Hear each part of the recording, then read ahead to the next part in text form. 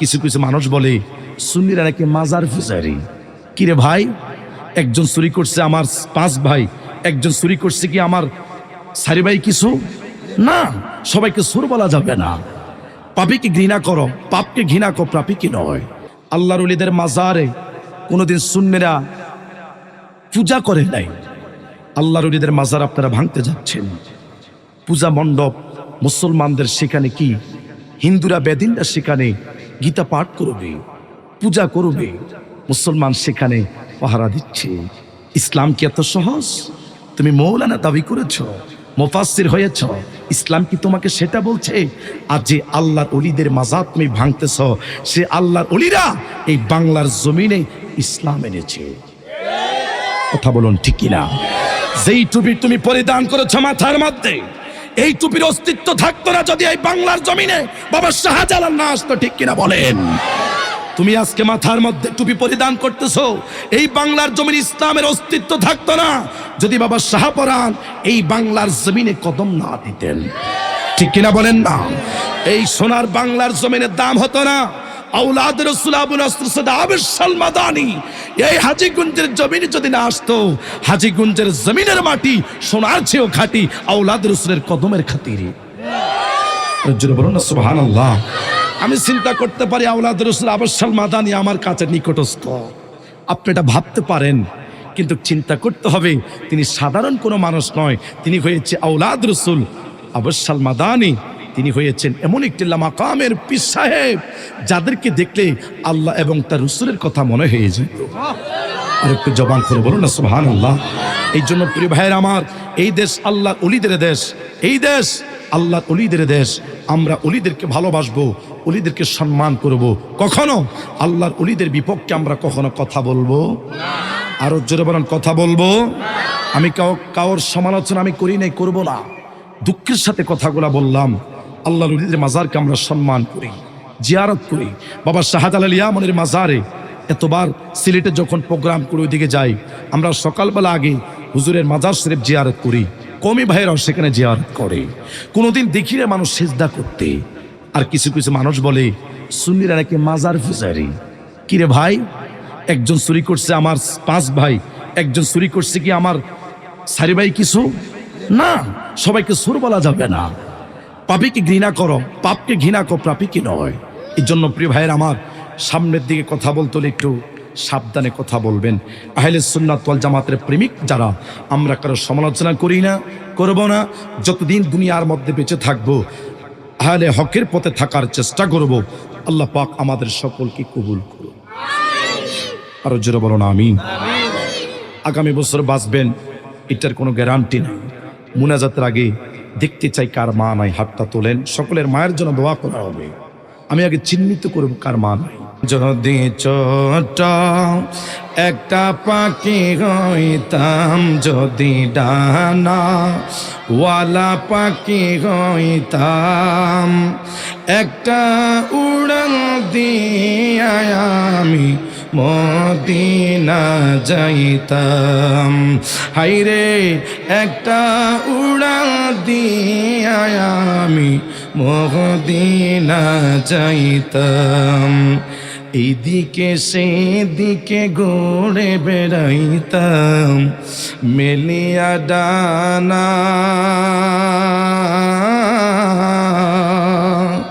যেতাই পড়ে ছিল নবীর কদম খানা।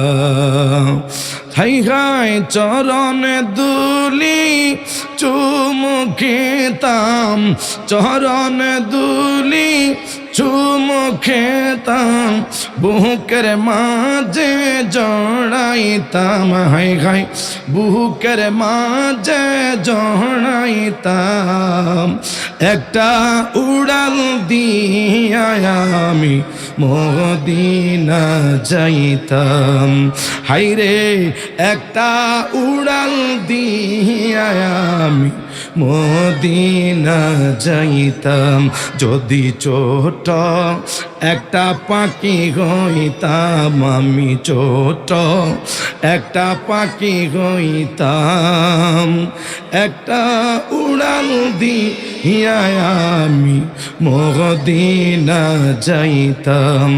হাইরে একটা উড়াল দিয়া আমি মদিনা যাইতাম। ওই মদিনা আছে আমার হাবিবে খোদা,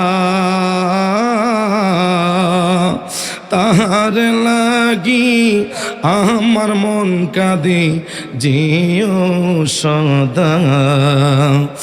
মোহন প্রাণ পুরিয়া আমি রোজা তাহার দেখিতাম।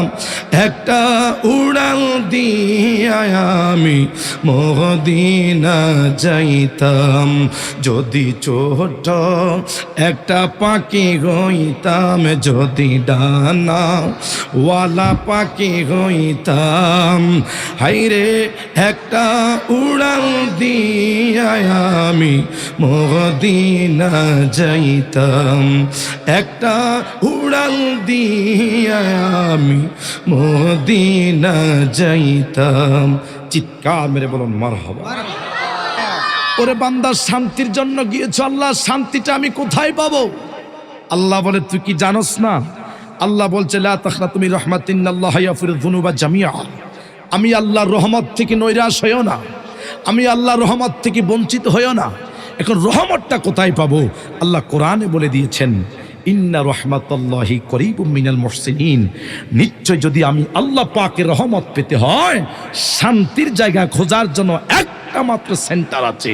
সেই সেন্টারটা হলো আল্লাহর ওলিদের দরবার। একটু জবান খুলে বলুন না সুবহানাল্লাহ। আচ্ছা আপনারা বলুন তো, আমরা সকলে মুসলমান না? প্রত্যেকটি মুসলমানের ঘরের মধ্যে আল্লাহ পাকের কোরআন আছে। আর জোরে বলেন কোরআন কি আছে না নাই?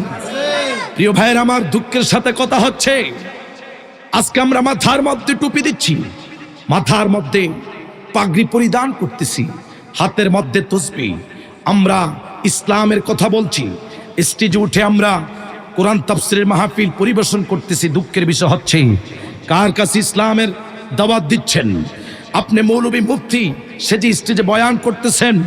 এমন একটি যুগের মধ্যে আমরা পৌঁছে গিয়েছি যেই যুগের মধ্যে ইসলামের নীতিমালা নাই। বলে হুজুর কিভাবে? আজকে বাংলাদেশের মানুষ এত নিকৃষ্ট মানুষ।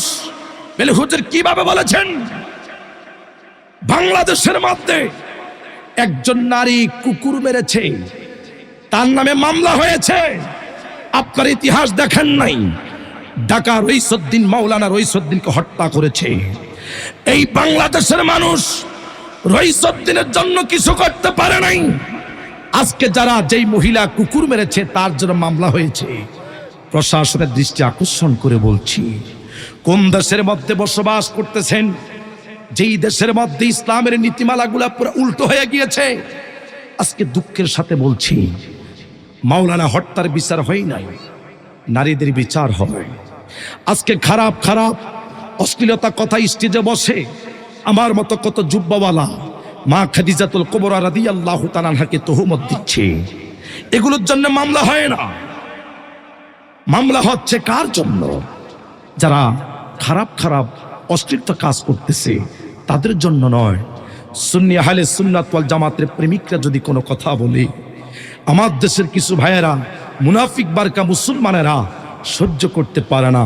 এই জন্য আপনারা আজকের মাহফিলে যারা এসে গিয়েছেন, বসছেন, আপনারা সকলে জবান খুলে বলুন, পৃথিবীর সমস্ত মানুষ যদি আপনার বিপক্ষে কথা বলে, আপনার আপন আমার হওয়া লাগবে না, আমার পক্ষ হয়ে আপনি কথা বলা লাগবে না। হকের পথে একটা মাত্র আমাদের উদ্দেশ্য থাকবে, আমাদের ভরসা থাকবে।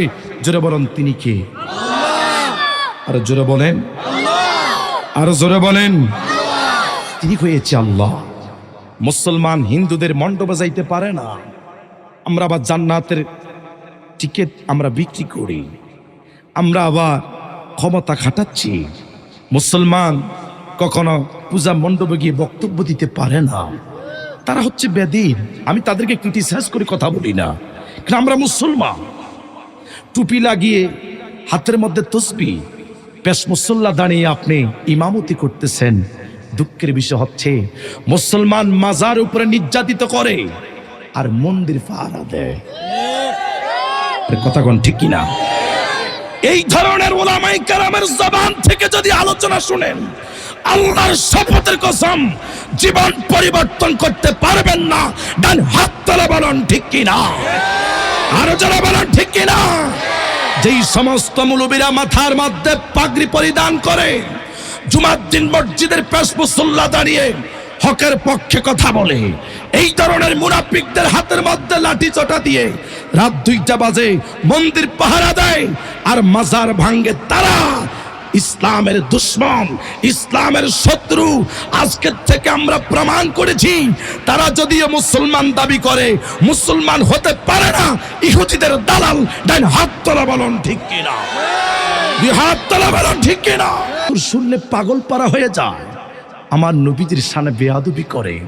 আল্লাহ বলছে আনতা আবাতা আমালুকুম, যত হাজারবার আমল করো, মুস্তাফার প্রেমে যদি বেয়াদবি করো, আমি আল্লাহ তোর সমস্ত আমল বরবাদ করে দিব। চিন্তা কি একবার করেছেন? আপনি 5 ওয়াক্ত নামাজ আদায় করেছেন, রমজান মাসে রোজা রাখলেন, আপনার আমল বরবাদ হয়েছে বা হবে, চিন্তা করতে পারেন নাই। আর আমি জান্নাতি বলে আমি স্বীকৃতি পেয়েছি। আল্লাহ বলছে তুই জান্নাতি বলে স্বীকৃতি দিছস, মানুষ জানে তুই আল্লাহওয়ালা, আমি জানি তুই জাহান্নামীওয়ালা। আরে কথা কয় না ঠিক কিনা বলেন না? যাদের ব্যাপারে সিদ্দিক আকবরের ঈমান ঠিক নাই, ফারুক আজমের ঈমান ঠিক নাই, মাওলা আলীকে মোহাব্বত করতে জানে না, তারা কখনো আমাদের বন্ধু হতে পারে না, তারা ইসলামের দুশমন। আরে কথা কয় না? আরে কথা বলুন ঠিক কিনা? ইসলামের দুশমন। এই জন্য বিদায়ের বেলা আরজ করব, কথাগুলা অতি দুঃখেতে বলেছিলাম। আল্লাহর ওলিদের মাজারে কোনোদিন সুন্নিরা পূজা করে নাই। আল্লাহর ওলিদের মাজার আপনারা ভাঙতে যাচ্ছেন। পূজা মণ্ডপ মুসলমানদের সেখানে কি, হিন্দুরা বেদিনরা সেখানে গীতা পাঠ করবে, পূজা করবে, মুসলমান সেখানে পাহারা দিচ্ছে। ইসলাম কি এত সহজ? তুমি মৌলানা দাবি করেছ, মুফাসসির হয়েছ, ইসলাম কি তোমাকে সেটা বলছে? আর যে আল্লাহর ওলিদের মাজার তুমি ভাঙতেছ, সে আল্লাহর ওলিরা এই বাংলার জমিনে ইসলাম এনেছে। কথা বলুন ঠিক কিনা? যেই টুপি তুমি পরিধান করেছো মাথার মধ্যে, এই টুপির অস্তিত্ব থাকতো না যদি এই বাংলার জমিনে বাবা শাহজালাল না আসতো। ঠিক কিনা বলেন? তুমি আজকে মাথার মধ্যে টুপি পরিধান করতেছো, এই বাংলার জমিনে ইসলামের অস্তিত্ব থাকতো না যদি বাবা শাহপরান এই বাংলার জমিনে কদম না দিতেন। ঠিক কিনা বলেন না? এই সোনার বাংলার জমিনের দাম হতো না। আওলাদ রাসূল আবু নসর সাদ আবশাল মাদানী এই হাজীগঞ্জের জমিনে যদি না আসতো, হাজীগঞ্জের জমিনের মাটি সোনার চেয়েও খাঁটি আওলাদ রাসূলের কদমের খাতিরে। জোরে বলুন না সুবহানাল্লাহ। আমি চিন্তা করতে পারি আওলাদ রাসূল আবশাল মাদানী আমার কাছে নিকটস্থ, আপনি এটা ভাবতে পারেন, কিন্তু চিন্তা করতে হবে তিনি সাধারণ কোনো মানুষ নয়। তিনি হয়েছে আওলাদ রাসূল আবশাল মাদানী, তিনি হয়েছেন এমন একটি মাকামের পীর সাহেব যাদেরকে দেখলে আল্লাহ এবং তার রাসূলের কথা মনে হয়ে যায়। আর একটু জবান করে বলুন না সুবহানাল্লাহ। এই জন্য প্রিয় ভাইয়ের আমার, এই দেশ আল্লাহর ওলিদের দেশ, এই দেশ আল্লাহর ওলিদের দেশ। আমরা ওলিদেরকে ভালোবাসবো, ওলিদেরকে সম্মান করব। কখনো আল্লাহর ওলিদের বিপক্ষে আমরা কখনো কথা বলবো? আরো জোরে বলেন কথা বলবো। আমি কাউর সমালোচনা আমি করি নাই, করব না।